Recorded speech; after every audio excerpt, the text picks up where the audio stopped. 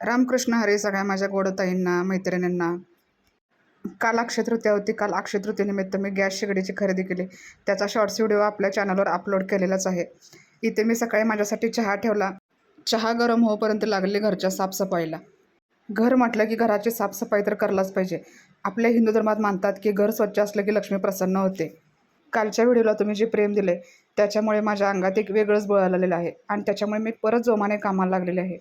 इथे माझी सकाळची साफसफाई सुरू झालेली आहे. चहा उकळूपर्यंत मी माझी बेडची साफसफाई करून घेतली. मुले आणि म्हटलं की घर इकडे तिकडे होणारच. मुलांनी उसूच्या इकडे तिकडे टाकलेल्या असतात, तर स्वच्छ झाडणे, बेड झाडणे हे माझं पहिलं सकाळचं काम असतं. आता तुम्ही म्हणशीला की या बाईनं असला का गाऊन घातलेला आहे. तर मी सकाळच्या घाई गडबडीत आणि आपलं सकाळचं काम चालू असतं त्याच्या घाई गडबडीत घामानं अंगाला वास होतो, त्यामुळे मी सकाळी साधाच गाऊन घालते. नंतर ना परत आंघोळ करून मी व्यवस्थित चांगला गाऊन घालते.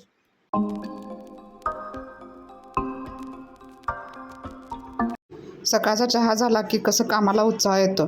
तर या सगळ्यांनी गरम गरम चहा प्यायला. चहा झाल्यानंतर मी दुपारच्या स्वयंपाकाला लागले. दुपारच्या जेवणामध्ये काल अक्षय तृतीया होती, त्याच्यामुळे जराशी येळवण्याची आमटी शिल्लक होती. तर मी म्हटलं आज मस्तपैकी हिरवी मिरची घालून भेंडी बनवूया.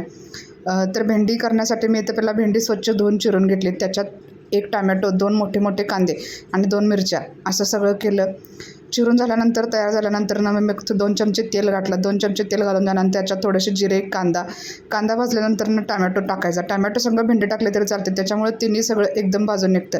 त्याच्यात थोडंसं मीठ टाकायचं. मीठ टाकल्यानंतर आपल्याला त्याच्यामध्ये हळद, गरम मसाला आणि काही तुमचे घरगुती मसाले असतील तर तुम्ही टाकू शकता. ते टाकल्यानंतर अगदी आपल्याला चवीनुसार मीठ टाकायचं आहे. मीठ टाकल्यानंतर आपल्याला भेंडी एकदम व्यवस्थित खालवर हलवायची आहे. एकदा हे तुम्ही भेंडी नक्की करून बघा, तुम्हाला भेंडी नक्की आवडेल. भेंडी व्यवस्थित खालवर परतून झाल्यानंतर मी त्याच्यात मोठे 2 चमचे शेंगदाण्याचा कूट टाकलेला आहे. आता शेंगदाण्याचा कूट कोण टाकते की नाही माहीत नाही, खरं मी तर टाकते शेंगदाण्याचा कूट. एकदा तुम्ही नक्की करून बघा. भेंडी झाल्यानंतर मी ज्वारीच्या भाकरीचं पीठ मळलं.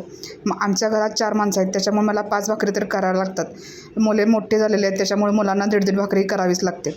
इथे भाकरीचं पीठ मळून इथे माझ्या पटपट भाकरी काढण्याचं काम चालू होतं. त्यात उन्हाळा असल्यामुळे एवढं किचनमध्ये गरम होतं की काय सांगू. पूर्ण स्वयंपाक करूपर्यंत सगळं अंग भिजतं घामाने. काम तर खूपच होतं, पण आधी पोटपूजा. मी दुपारच्या जेवणामध्ये मस्त अशी भेंडी, येळवण्याची आमटी, भात आणि भेंडीची भाजी बनवली होती. तर इथे माझ्या भाकरी झाल्या.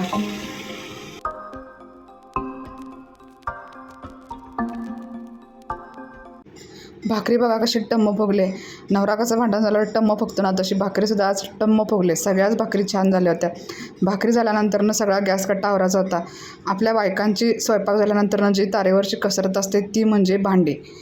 मी दररोज दुपारचा स्वयंपाक झाला की काय करते, ऊन एक वाढलेलं आहे, त्याच्यामुळे जेवला की आळस येतो. त्याच्यामुळे जी काही भांडी पडतील ती जेवायच्या आधी पटपट घासून घेते. कारण जो जेवणाआधी अंगात उल्हास असतो तो जेवल्यानंतर अजिबात येत नाही. जेवली की माझे डोळे लागले पेंगायला. इथे मी भांडी सगळी स्वच्छ घासून घेतली. त्याच्यानंतर गॅस कट्टा स्वच्छ धुवून घेतला. गॅस कट्टा असा आरशासारखा लक्क चमकवायला लागला की आपल्या अंगातला पूर्ण आळस निघून जातो.